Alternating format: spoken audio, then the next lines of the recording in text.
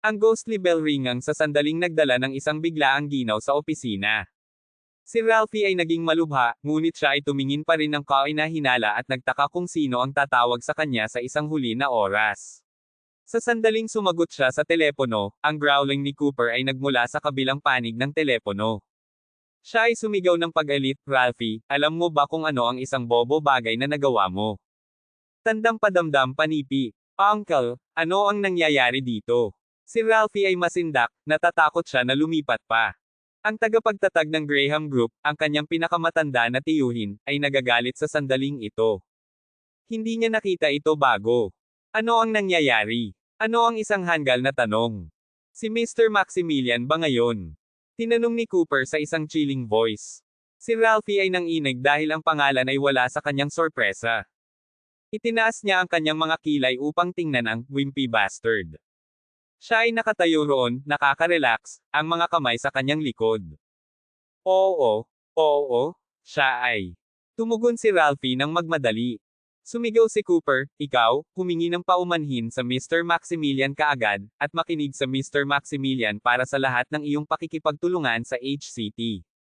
Makipagtulungan ka sa sino mang sasabihin niya sa iyo, naririnig mo ba ako?"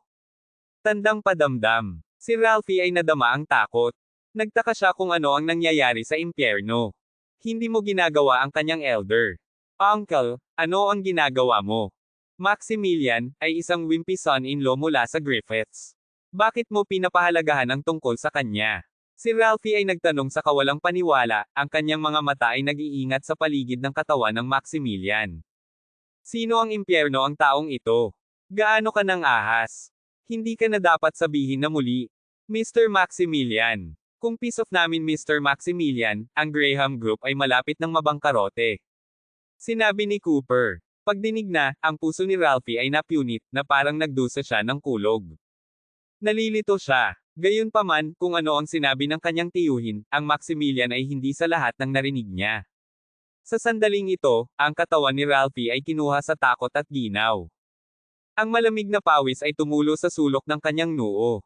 At sa sandaling ito, ang Maximilian ay nagsalita sa isang mababang boses, "Mr. Graham, ginawa mo pa ba ang iyong isip?" Si Ralphie ay hindi nag-aaksaya ng mas maraming oras.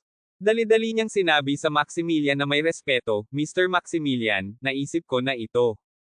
Gagawin ko ang lahat tulad ng gusto mo. Ang aming kasosyo sa Graham Group ay Miss Victoria ng Yunsheng Pharmaceutical."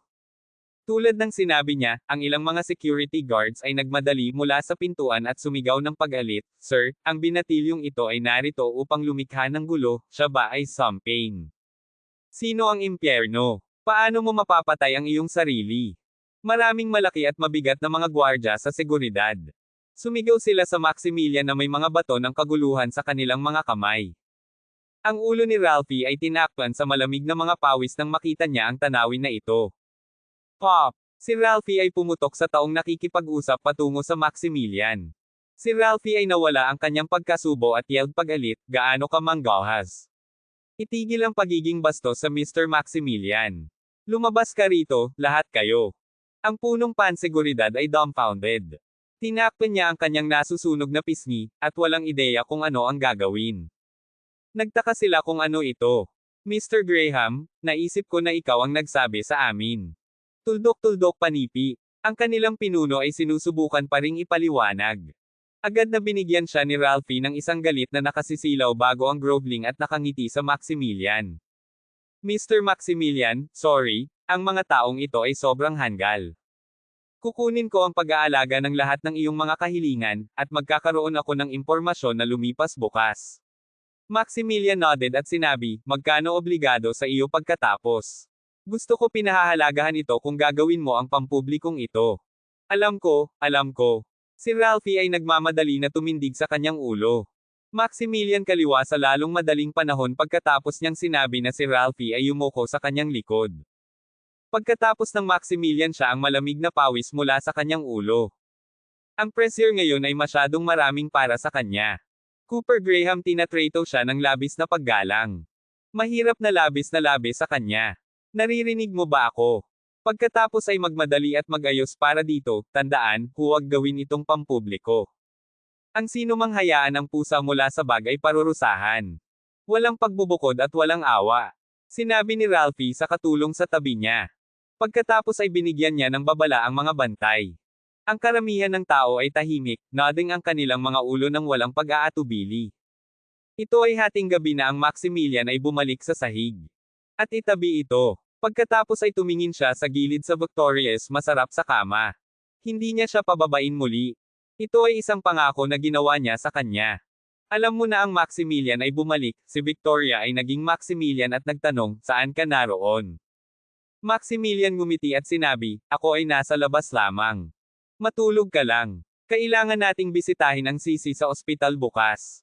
Tumingin si Victoria. Siya ay pumutol ng kanyang bibig at sinabi, hindi ako makatulog, makipag-usap lang sa akin ng ilang sandali.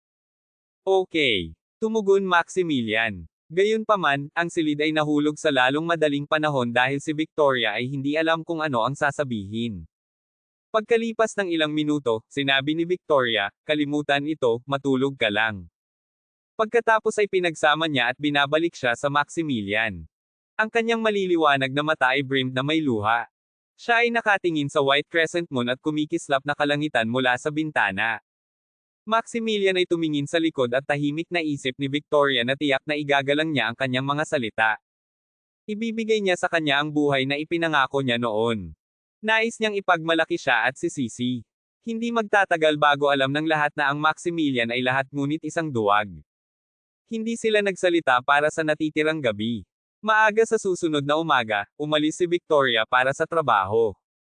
Nanatili ang tahanan ng Maximilian. Nanatili siya sa kusina ng ilang sandali at naghanda ng almusal para sa kanyang biyenan at biyenan.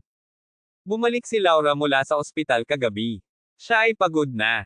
Habang lumabas siya sa kwarto, nagrereklamo pa rin siya, nakakapagod na, hindi ako kailanman nawala doon kahapon. Ang ospital ay isang gulo. Ang Maximilian ay lumabas sa kusina na may almusal at tumawa. Ginawa ko kayong almusal, pakainin itong mainit. Si Laura ay nahuhulog sa Maximilian at nagsabi ng disdainfully, you coward, na nanatili sa bahay araw-araw. Hindi mo makita kung paano gumagana ang ibang tao at nagsusumikap. Hindi ko nakita ang isang tao na katulad mo. Ikaw ay walang kabuluhan. Maximilian chuckled. Siya ay ginamit na ito matagal na ang nakalipas. Kaya binabaliwala niya siya. Pagkatapos ay bumalik siya at pumasok sa kanyang silid tulugan upang aipak ang kanyang mga bagay. Kinailangan niyang bumalik sa lumang bahay sa umaga. Ang pagtingin sa Maximilian ay hindi kahit na tumingin sa kanya, Laura mumbled at pagkatapos ay tumigil sa pakikipag-usap. Pupunta ako sa lumang bahay. At pupunta ako sa ospital sa ibang pagkakataon. Sinabi ni Maximilian si Laura at pagkatapos ay lumabas. Si Laura ay nag-aalala pa rin mula sa likod, bumalik ka upang makita kang namamatay na ina. Mangyaring huwag bumalik pagkatapos, duwag ka. Ang Maximilian ay nakapos sa pintuan, ngunit sa huli ay lumakad siya sa isang walang magawa na pag-iling ng kanyang ulo. Ginawa ni Maximilian ang kanyang daan patungo sa lumang bahay sa kanyang electrical bike. Ito ay kung ano ang inupahan ng Griffiths para sa Maximilian sa simula. Ito ang unang lugar para manatili sa HCT. Nakatayo mula sa isang distansya, nakita ni Maximilian ang kanyang ina na nagbebenta ng almusal.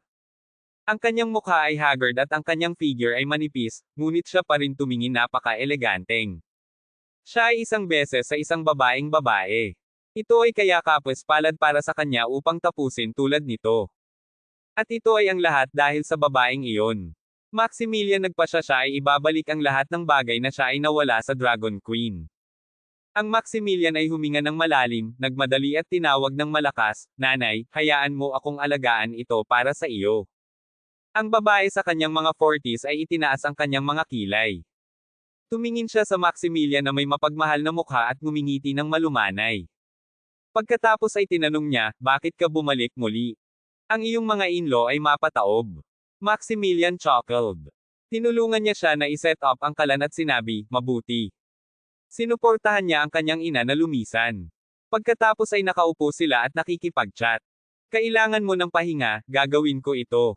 Ang babae ay ngumiti, pinapanood ang kanyang anak na ginagawa ito para sa kanya. Nadaman niya ang hinalinhan pati na rin ang nababahala, dahil natatakot siya na siya ay masyadong pagod mula dito. Kung hindi para sa kanya, ang Maximilian ay hindi dapat magtrabaho ng napakahirap at umaasa sa ibang tao para sa isang buhay. Sa pamamagitan ng paraan, paano Victoria at Sisi? Itinanong ni Rebecca, tumatawa habang ginawa niya ang dumplings. Maximilian hesitated at smiled. Pagkatapos ay sumagot siya, ang mga ito ay mainam.